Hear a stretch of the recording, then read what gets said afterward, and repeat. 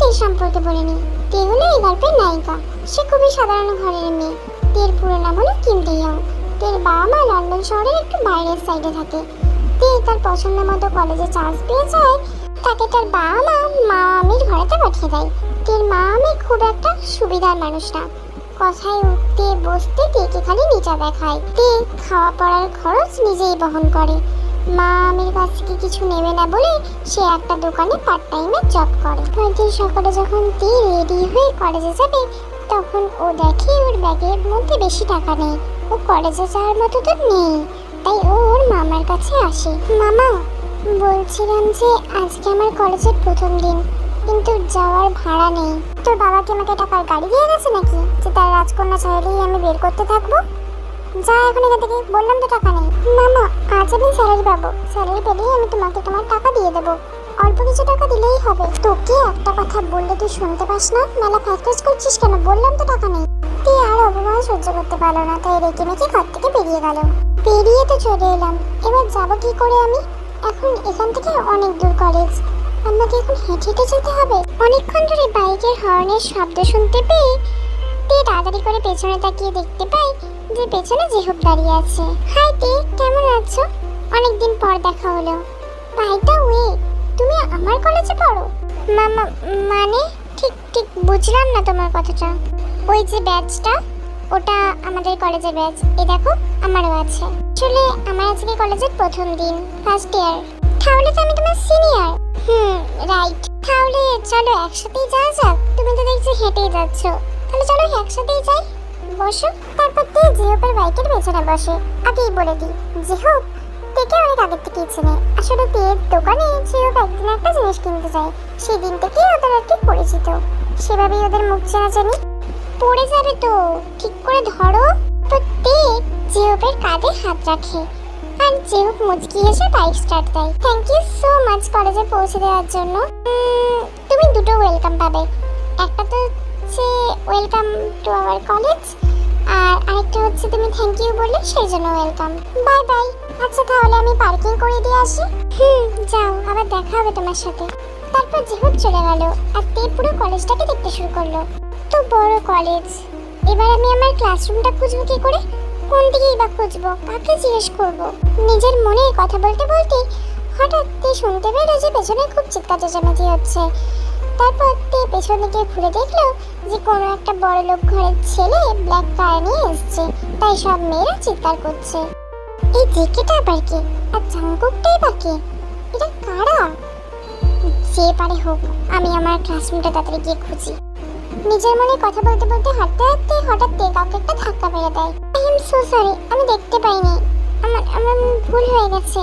দেখতে পাসনি মানেটা কি? চোখ কোথায় রেখে হাঁটিস? নাকি বাবা মা রাস্তায় চলতে শেখায়নি তোকে? রাস্তার মেয়ে একটা। এক্সকিউজ মি, আপনি আমার সাথে খারাপ ব্যবহার করছেন কেন? আমি আপনাকে সরি বলেছি। তোর সরি দিয়ে আমার কিচ্ছু হবে না, ঠিক আছে? সরে যা এখন এখান থেকে। বলেই মেয়েটা তেকে ধাক্কা দিল আর তে সাথে সাথে গিয়ে কারোর একটা সাথে ধাক্কা পেল। উফ, আমি পাগল হয়ে যাব। আজকে আমি সকাল থেকে খালি ধাক্কা খেয়ে যাচ্ছি। এটা আবার কে? বলেই তে পেছনে ঘুরলো।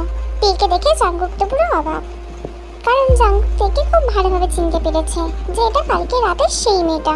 কিন্তু তে জাঙ্গুককে চিনতে পারলো না, কারণ কালকে রাতে জাঙ্গুক মাস্ক পরে বেরিয়েছিল। আরে, এটা তো ওই মেয়েটা কালকে আমাকে বাঁচিয়েছিল। আচ্ছা, ওইখানে কি করছে? কোনোদিনও তো দেখিনি। I am sorry. হাত দিয়ে রক্ত বের হচ্ছে, ময়লা ভরলে ইনফেকশন হয়ে যাবে। রুমালটা বেঁধে দাও। বলেই জাঙ্গুক নিজের রুমালটা তের দিকে বাড়িয়ে দিল আর নিজে গট গট করতে করতে ক্লাসরুমে চলে গেল। এই আবার কেমন ছেলে? তে ওখান থেকে চলে যাচ্ছিল, হঠাৎ একটা মেয়ে তের হাত ধরে। আমার সাথে এসো। তুমি কে? তুমি কি আমাকে বলতে পারবে আমাদের ক্লাসরুমটা কোথায়? তোমাকে তো দেখে মনে হচ্ছে নিউ। আমিও এই কলেজে নিউ। তুমি আমার সাথে চলো, তাহলে আমরা আজকে থেকে ফ্রেন্ডস। আমি তে। আমি জিশো। কথা বলতে বলতে ওরা হাত ধরাধরি করে ক্লাসে ঢুকলো। ক্লাসে ঢুকতেই যে যার নিজের নিজের সিটে গিয়ে বসে পড়লো, কিন্তু তে কোনো সিট পেল না। তে একদম লাস্টে একটা সিটে গিয়ে বসলো। তারপর তে নিজের পাশে দেখতেই দেখলো যে এটা আর কেউই না, ওই ছেলেটা যে ওকে রুমাল দিয়ে সাহায্য করেছিল। আর তে তারপর সবার দিকে তাকিয়ে দেখলো যে সবাই ওর দিকেই হাঁ করে তাকিয়ে আছে। ওহো, আমি মনে হয় এই ছেলের পাশে বসে ভুল করে ফেলেছি। সবার মনে হয় এখন গায়ে কাঁটা ফুটছে। জাঙ্কুক তের মনের কথা শুনতে পেয়ে মুচকি হাসলো। দেখতে দেখতে তার ক্লাসটাও শেষ হয়ে গেল। আর ক্লাস শেষ হওয়ার সঙ্গে সঙ্গেই জাঙ্কুকও উঠে গেল।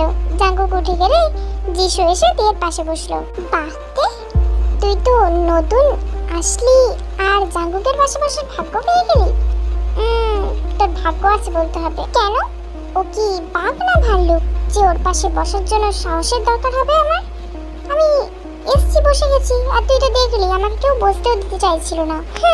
বুঝেছি, তোকে আর রাগ দেখাতে হবে না।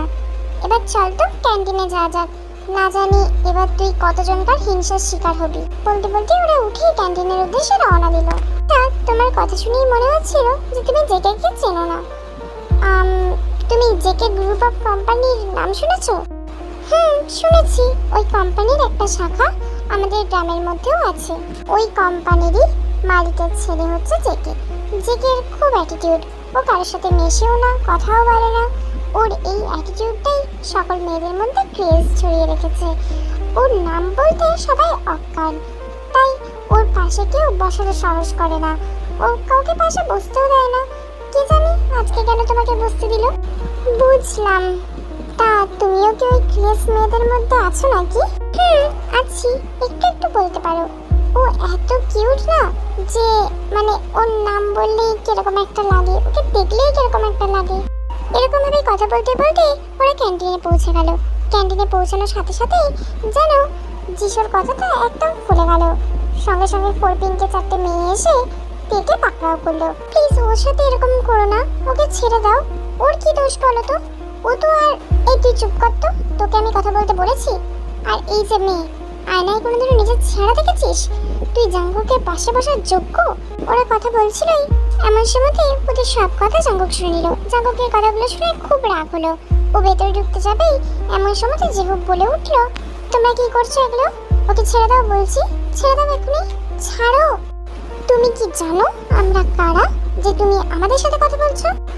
তোমরা জানো না আমি কে? আমি চাইলে প্রিন্সিপালের সাথে এক্ষুনি কথা বলতে পারি।